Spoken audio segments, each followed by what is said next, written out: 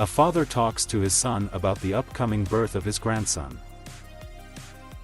He asks if his son has already arranged the Brit Milah ceremony.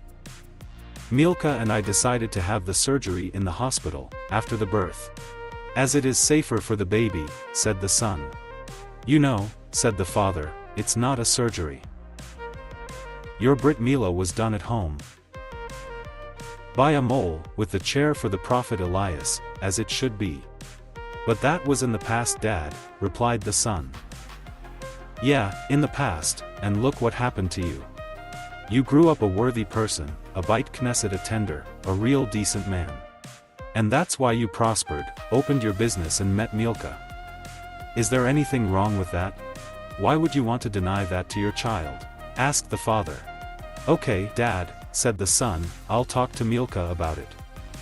That evening, the husband and wife talked about his father's wish.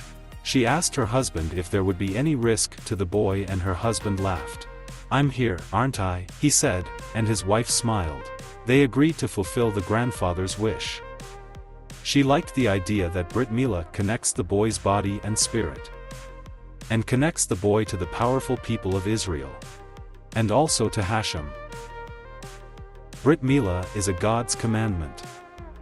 Today 30% of boys all over the world are circumcised at birth. Circumcision is performed for a variety of reasons, including hygiene and disease prevention, even in women married to circumcised men. But when you perform circumcision in the coldness of a hospital, you're not doing Brit Milah. You're denying the covenant proposed by God in the Torah. And it is precisely the tradition of Jewish laws that will give your child a prosperous and rich and a meaningful life. Think about it.